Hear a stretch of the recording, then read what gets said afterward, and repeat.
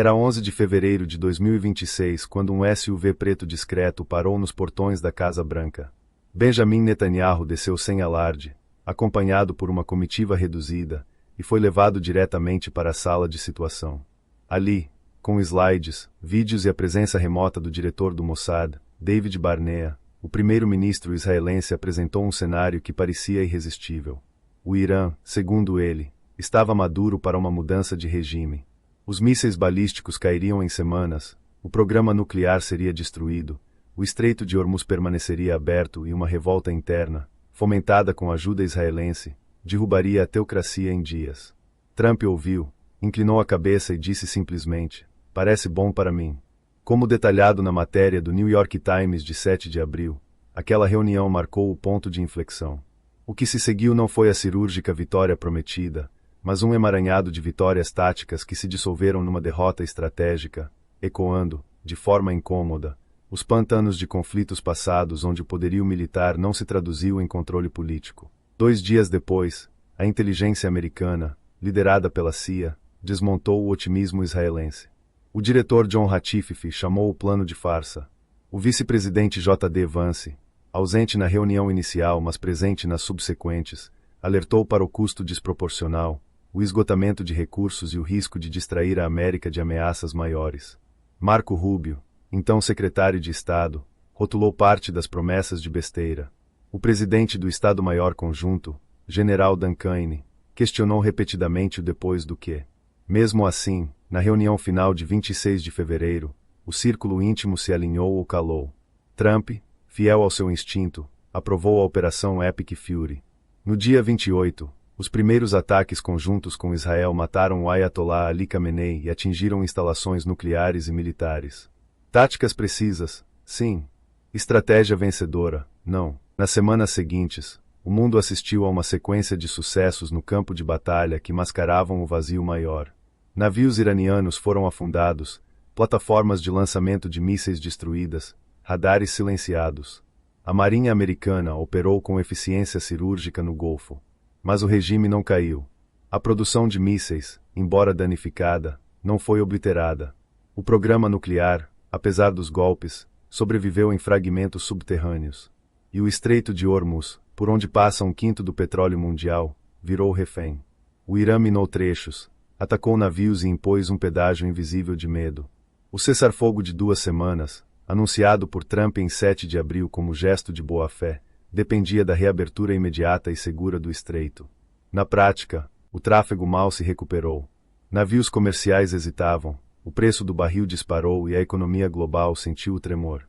A cúpula de Islamabad, que deveria selar o fim do conflito, expôs a fragilidade de tudo.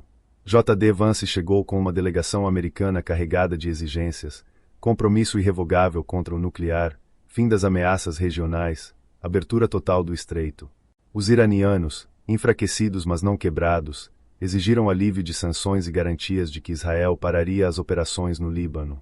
21 horas de conversas diretas, as primeiras em anos, terminaram sem acordo. Vance saiu dizendo que os iranianos não quiseram negociar de boa-fé. Trump, horas depois, anunciou o bloqueio naval imediato, nenhum navio pagaria pedágio ao Irã, minas seriam removidas e qualquer tiro iraniano seria respondido com força esmagadora. O tom era o de sempre, Locked and Loaded, mas o contexto revelava algo mais profundo. A guerra que começara com a promessa de regime change terminara num impasse onde o vencedor militar se via preso numa teia de consequências não previstas. Aqui entra o ceticismo necessário. Geopoliticamente realista, é impossível ignorar que o poder americano, por mais dominante que seja no mar, encontra limites quando o adversário escolhe a assimetria. O Irã perdeu capacidade naval, perdeu líderes, perdeu instalações. Mas ganhou tempo, ganhou narrativa de resistência e, sobretudo, ganhou aliados que se beneficiam do caos americano. A influência israelense, inegável e documentada na matéria do New York Times, não foi mera consultoria. Foi pressão ativa, com Netanyahu vendendo um cenário cor-de-rosa que ignorava a resiliência da teocracia e a complexidade das alianças regionais. Sarcasmo à parte, é quase poético ver como um aliado menor consegue moldar a agenda da superpotência, prometendo glória rápida enquanto os custos recaem sobre Washington. Trump, com seu estilo transacional, viu ali uma chance de marcar ponto histórico. O resultado foi uma operação que enfraqueceu o Irã taticamente, mas fortaleceu o eixo que o cerca. Dentro da administração, as disputas internas foram abafadas, mas reais. O núcleo MAGA, que sempre pregou America First, rachou. Vance, o vice que construíra sua imagem sobre o ceticismo intervencionista, expressou reservas claras sobre o custo econômico e o desvio de atenção da China.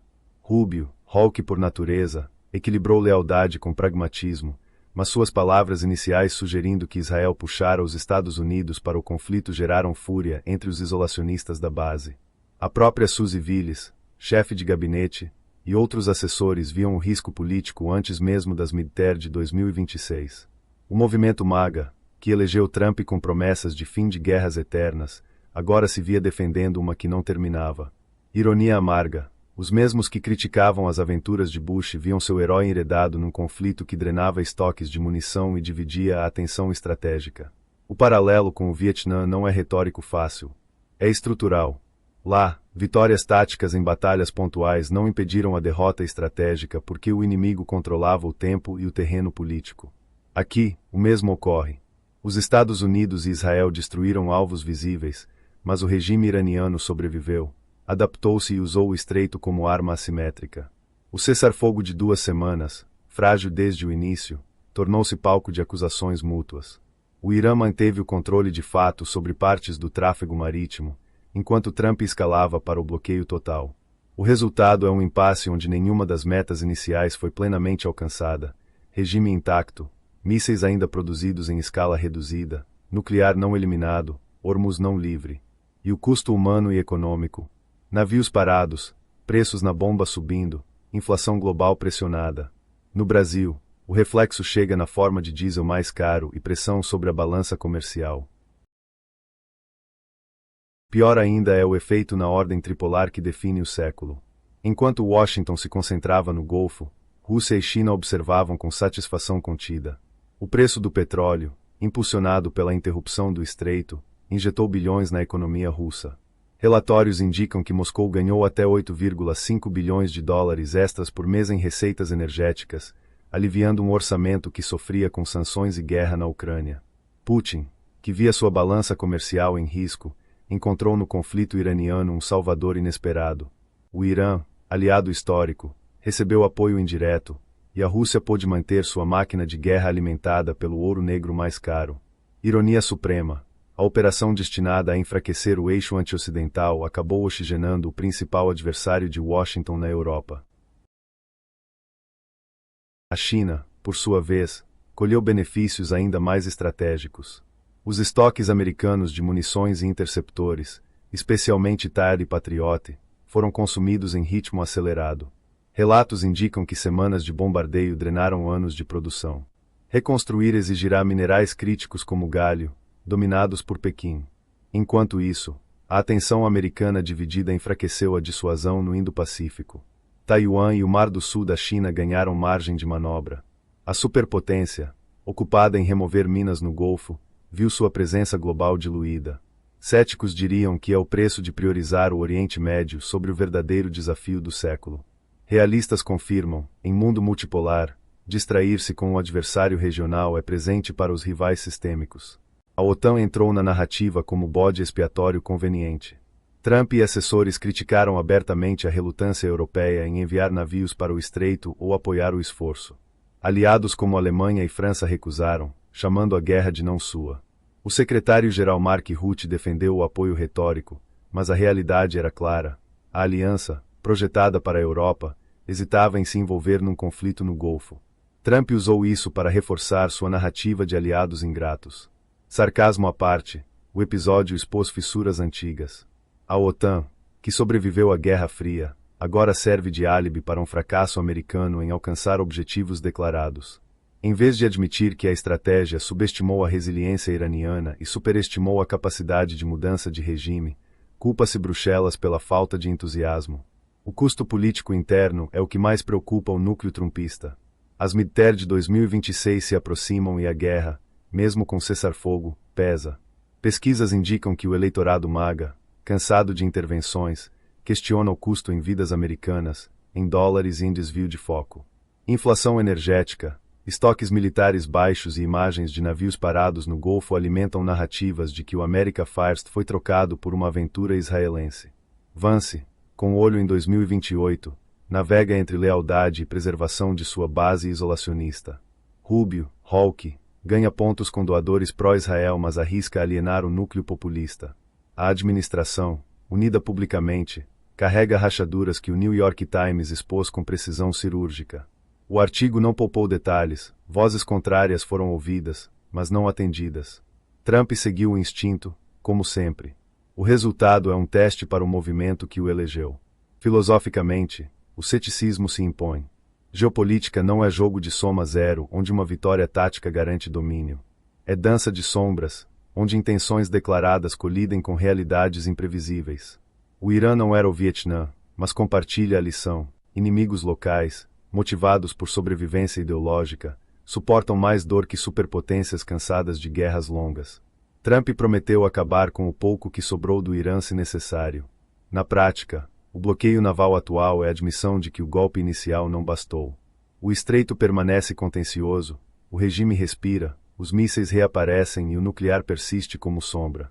China e Rússia, beneficiárias líquidas, assistem o rival se desgastar. Olhando para o Brasil, o impacto é concreto. Preços do petróleo voláteis afetam a inflação, o diesel e a competitividade agrícola. Um mundo onde o Golfo dita o custo da energia é um mundo onde potências emergentes como o nosso pagam a conta de disputas alheias. O realismo geopolítico nos ensina a não torcer por lados, mas a calcular custos. Aqui, o erro americano não foi falta de força. Foi excesso de confiança na narrativa israelense e subestimação da resiliência adversária. O fracasso da cúpula no Paquistão não é fim. É capítulo. O bloqueio anunciado por Trump pode forçar concessões, mas também pode endurecer o Irã e prolongar o impasse. Em um mundo tripolar, onde Rússia ganha fôlego econômico e China observa a distração americana, a estratégia que ignorou vozes internas céticas cobra seu preço. Vance sabia dos riscos. A CIA chamou de farsa. Netanyahu vendeu vitória certa. Trump escolheu. O resultado é um Golfo ainda turbulento, um estreito que não abre plenamente e uma lição que o historiador futuro escreverá com ironia. Promessas de regime change rápido viraram pântano lento. E assim segue o jogo. Táticas brilhantes, estratégia questionável. Vitórias no mar, impasse na política. O New York Times capturou o momento decisivo de fevereiro, mas o verdadeiro teste vem agora, com o bloqueio e as midterm à vista. O ceticismo não é pessimismo. É ferramenta. Em geopolítica, o realismo exige admitir que nem sempre o mais forte dita o fim da história. Às vezes, o mais persistente dita o ritmo. O Irã persiste. A America pega. Rússia e China contam os dividendos. E o mundo, inclusive o Brasil, ajusta as contas na bomba de combustível. O conflito continua, mas a lição já está clara. Guerras prometidas como cirurgias terminam, com frequência, como operações mal sucedidas. E o bisturi, uma vez usado, deixa cicatrizes que demoram a sarar.